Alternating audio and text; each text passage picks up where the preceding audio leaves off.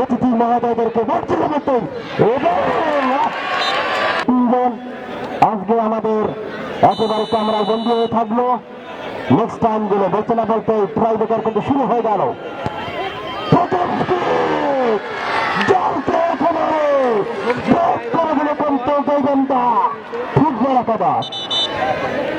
বন্ধুগণ যারা রয়েছেন আমাদের মঞ্চকে আলোকিত করেছেন তারা ব্যক্তিত যদি কোনো বইরা ভাই থাকেন এলাকারই ভাই একটু দয়া করে নেমে যাবেন।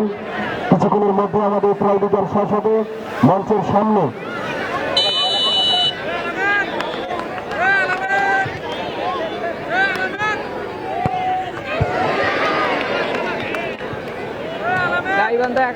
একের পর ভাই যে কাম করছে রে ভাই, এই বাংলাদেশের আমাদের যে জুনিয়র টিমটা রয়েছে আর্জেন্টিনার সাথে সেদিন দেখলাম সেই একটা মজার খেলা, খেলার মধ্যে খুঁজে খুঁজি ভাই ভাই এরকম করা যাবে না ভাই। ড্রোন ক্যামেরা রয়েছে, আমাদের অনেক মহিলা মা বোন এলাকার গণ্যমান্য ব্যক্তিগণ নিয়ামুদ্দিগণ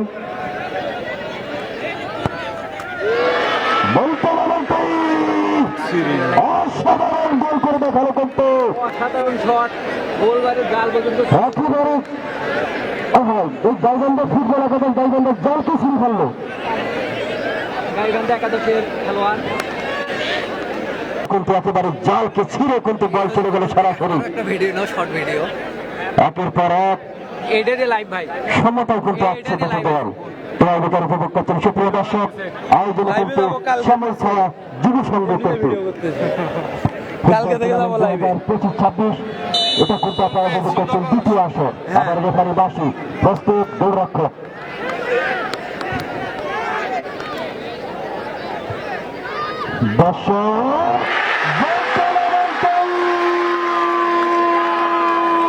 যাচ্ছেন রুপেশ গ্রুপ মিরপুর ঢাকা, অন্যদিকে লড়বে দোকারাঙ্গা ফুটবল একাডেমি।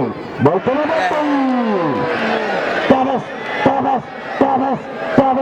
এরকম এই আর্জেন্টিনার ট্যাবেস কিন্তু একটি কিক নিয়ে বল কিন্তু চলে যাবে ইনশাল্লাহ।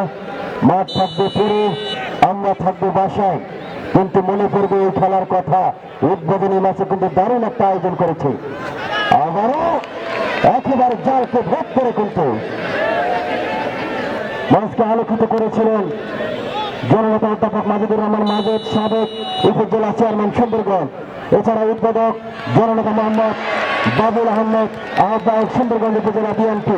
এছাড়াও বিশেষ অতিথি জনাব মোহাম্মদ আশিক আলী ডিএসসি, আহ্বায়ক 7 নং রামজীবন ইউনিয়ন বিএনপি।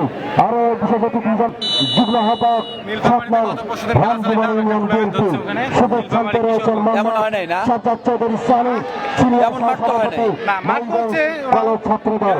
আরো রয়েছেন মোহাম্মদ ডোমের হাট। এছাড়া রয়েছেন মোহাম্মদ আমিনুল ইসলাম, ছাত্র নেতা। ধন্যবাদ জানাই আমাদের সকল অতিথি মহোদয়দেরকে বলছিল মতন বলতে না বলতেই কিন্তু